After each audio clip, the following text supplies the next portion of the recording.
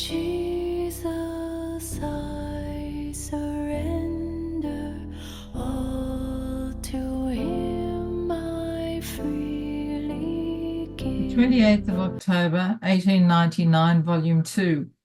Who am I and who are you? This morning my lovable Jesus came surrounded by a light, and looking at me as though penetrating me everywhere, so much so that I felt annihilated, he told me, "Who am I and who are you?" These words penetrated me deep into the marrow of my bones, and I could see the infinite distance that exists between the infinite and the finite, between the all and the nothing. Not only this, but I could also see the malice of this nothing and how it had covered itself with mud. It seems to me like a fish that swims in the water. So was my soul swimming in rot amid worms and many other things which are fit only for striking horror to the sight. Oh God, what an abominable sight! My soul would have wanted to flee before the sight of God thrice holy. But with two more words he binds me, and these are, "What is my love for you, and what is your return for me?"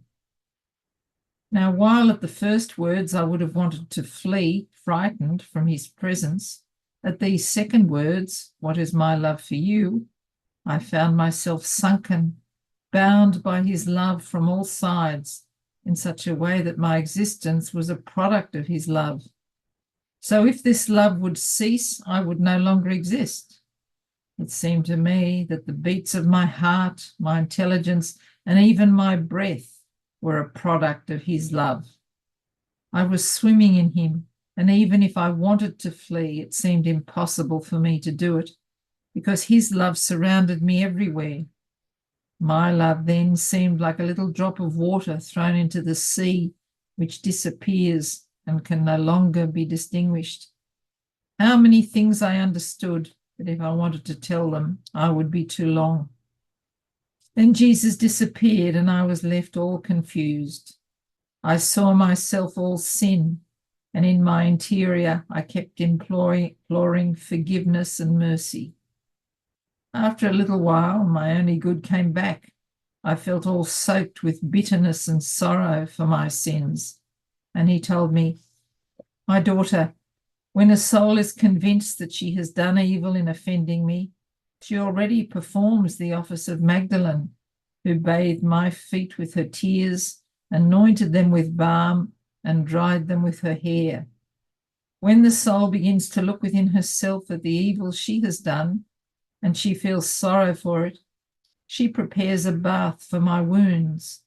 In seeing her evil, she receives bitterness and feels sorrow for it, and by this she comes to anoint my wounds with the most exquisite balm. From this knowledge, the soul would want to make a reparation, and in seeing her past ingratitude, she feels love toward a God so good arise within her, and she would want to lay down her life to prove her love. And this is the hair which, like many gold chains, binds her to my love. End of the reading. The 28th of October, 1906, Volume 7. Everything which is light comes from God. Having received communion, I found myself within a great light. It was Jesus himself, and he said to me, "My daughter, everything which is light is all mine, not of the creature. It happens as to a person who is infested by the rays of the sun. If he wanted to attribute the light which he enjoys to himself, it would be foolish and brainless. However, there is this, that person, instead of enjoying the light of the sun, could say, 'I want to walk in the shade,' and withdraw from the light, while the soul, in withdrawing from my light, becomes darkness, and darkness can produce nothing but evil." End of the reading. The 28th of October, 1915, Volume 11. The life on earth of Jesus has been a continuous sowing, so that it may be harvested by creatures and produce fruit in them. This morning, my always adorable Jesus came and told me, "My daughter, my life on earth was nothing other than sown seeds, which my children will harvest, provided that they will remain on the same land in which I sowed these seeds. Depending on their acts of harvesting, my seeds will produce their fruit. Now these seeds are my works, my words, my thoughts, even my breaths, and so on. So if the soul picks them all, making them her own, she will be enriched in such a way as to purchase the kingdom of heaven. But if she doesn't, these seeds will serve as her condemnation." End of the reading. The 28th of October, 1928, Volume 25. How all that has been done by God has not been taken by the creature. Works of Jesus. The Feast of Christ the King, prelude of the kingdom of the divine will. I was continuing my round in the divine volition to follow all of its acts, and my sweet Jesus, making himself felt in my interior, told me, "My daughter, all that has been done by our divinity, as much in creation as in redemption and sanctification, has not all been absorbed by the creature, but is all in my divine will, in waiting to give itself to creatures.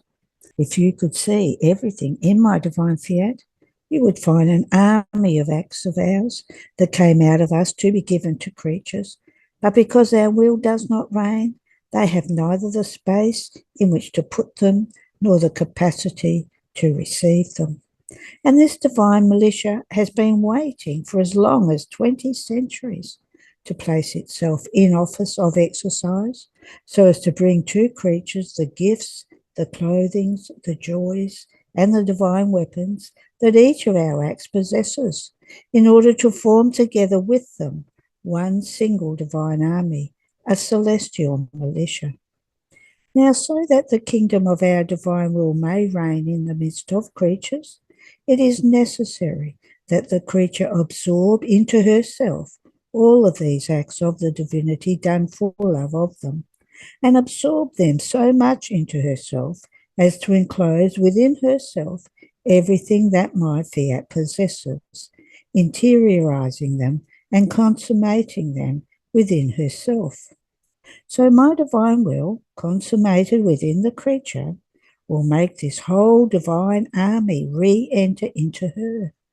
All of our acts that came out of us for love of them in creation, redemption, and sanctification will re-enter into creatures. And my divine will, re-entered and consummated within them, will feel triumphant and will reign, dominate, together with our divine army. This is why I do nothing but make you sip continuously everything that was done by us and is done in creation, redemption, and sanctification, so as to be able to say once again, as I did on the cross, I have consummated everything. I have nothing left to do in order to redeem man. So shall my will repeat, I have consummated it in this creature in a way that all our acts have been enclosed in her. I have nothing left to add. I have consummated everything so that man might be restored and the kingdom of my divine will may have its life and its regime on earth as it does in heaven. Oh, if you knew how many works I am doing in the depth of your soul in order to form this first kingdom to my divine will. In fact, once I have done the first, from one creature, it will pass on to the next in such a way that my kingdom will be populated more than all others. Therefore, my love in forming this kingdom of mine is so great that in the soul in whom my divine volition must reign, I want to enclose everything that I myself did in redemption, what the sovereign queen did, adding what all the saints have done and do. Nothing must be lacking in her of all our works. And in order to do this, I put the whole of our power, wisdom and love in motion. After this, I was thinking about today's feast, that is, the feast of Christ the King. And my sweet Jesus, moving in my interior, told me, my daughter, the church does nothing but intuitively grasp what she must know on my divine will and how its kingdom must come. Therefore, this feast is the prelude of the kingdom of my divine fiat. Indeed, the church is doing nothing other than honouring my humanity with those titles that by right are due to it. And when she has given me all the honours that befit me, she will move on to honour and to institute the feast to the kingdom of my divine will, by which my humanity was animated. The church proceeds step by step, and now she institutes the feast to my heart. Now she consecrates the century in all solemnity to Christ the Redeemer. And now she moves on with greater solemnity to institute the feast to Christ the King. Christ the King means that he must have his kingdom. He must have peoples worthy of such a king. And who will be able to form for me this kingdom, if not my will? Then yes, will I be able to say, I have my people, my fiat has formed it for me. Oh, if the leaders of the church knew what I have manifested to you about my divine will, what I want to do, its great prodigies, my yearnings, my sorrowful heartbeats, my anguishing sighs, for I want my will to reign, to make everyone happy, to restore the human family, they would feel that in this feast of Christ the King is nothing other than the secret echo of my heart, that echoing in them, without their knowing it, has them institute for me the feast of Christ the King in order to call their attention and reflection. Christ the King and his true people, where are they? And they would say, let us hasten to make his divine will known. Let us let it reign, that we may give a people to Christ the King, whom we have called so. Otherwise we have honoured him with words, but not with acts. End of the reading. There are no more readings today. Have a blessed day.